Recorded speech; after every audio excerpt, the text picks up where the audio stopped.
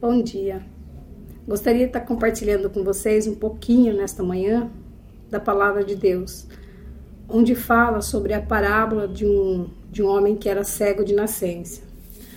A palavra de Deus, ela diz assim em João 9, que Jesus caminhando viu um homem cego de nascença. E os seus discípulos perguntaram: Mestre, quem pecou, este ou seus pais, para que nascesse cego?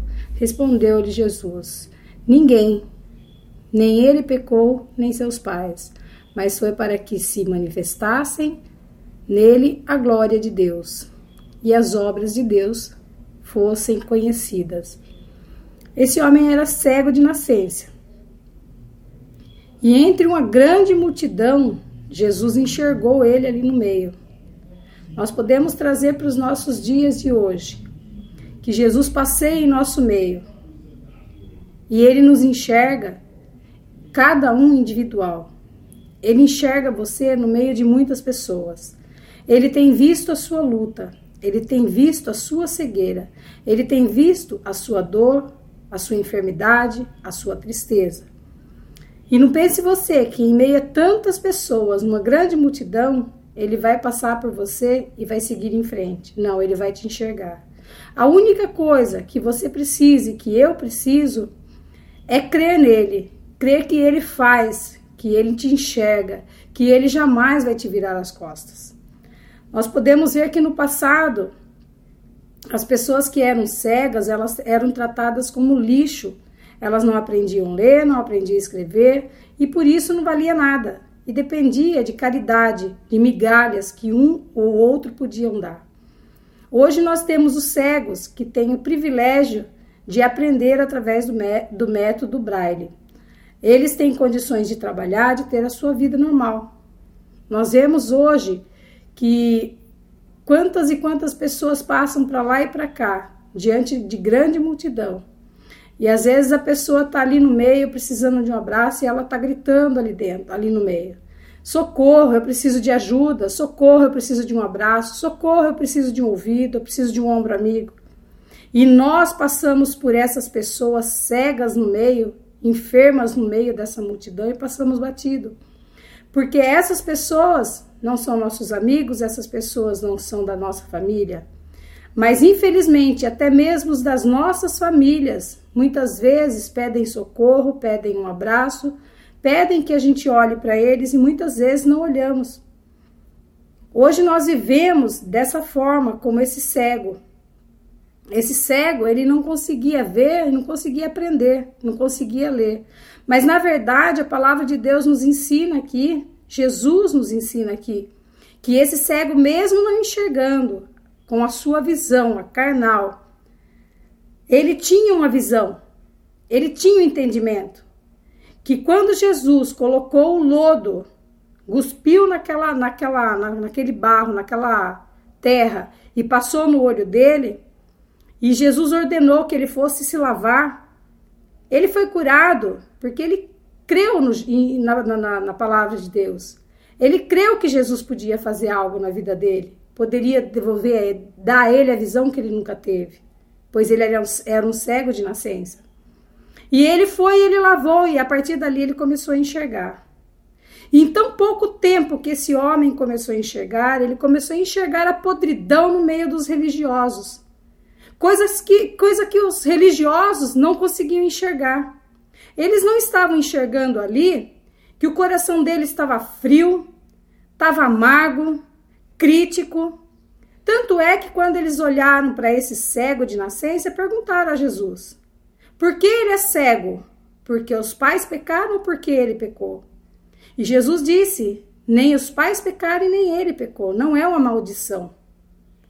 E ali, quando Jesus fez isso, que curou aquele cego, ele quis mostrar para cada um daqueles discípulos, daquelas pessoas incrédulas, que ele podia fazer. Na verdade, ele podia fazer até mesmo sem colocar aquele barro, aquela lama no olho do cego. Ele poderia simplesmente ordenar que ele ficasse curado e ele ficaria. Por que ele colocou aquela lama no olho dele? Para que os incrédulos enxergassem. Porque muitas vezes nós precisamos enxergar algo para acreditar. E foi isso que Jesus fez. Aí, eles criticaram Jesus. Por quê? Porque ele curou o cego no sábado. E no sábado não podia fazer isso.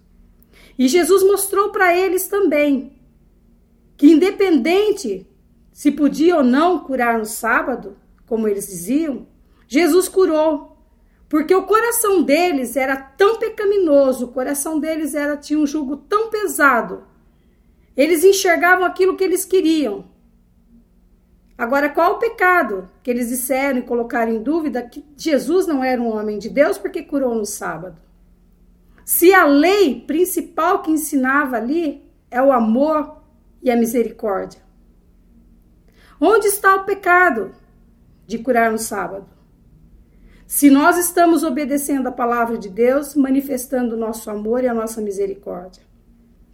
Agora eu digo mais para vocês. Se vocês querem ser uma pessoa diferente desses incrédulos, desses fariseus, que muitas vezes nós nos tornamos fariseus, não acreditando naquilo que Deus pode fazer.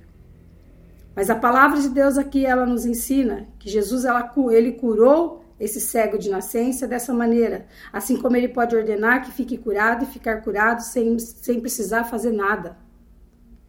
Deus é Deus. E a única coisa que nós, muitas vezes fariseus, não devemos fazer é colocar em dúvida isso. Deus, ele é Deus. Eu posso dizer para você, muitas vezes, aqui a palavra fala sobre a cura desse cego. Vou deixar para você algo. Muitas vezes, peça para Deus te fazer cego, para que você não enxergue tanta podridão em nosso meio, para que essa podridão que enxergamos não nos afaste de Deus, porque não é fácil conviver com essa situação. Nós vivemos diante de Deus pedindo a misericórdia dele. Eu falo para vocês, o que eu tenho colocado na minha vida.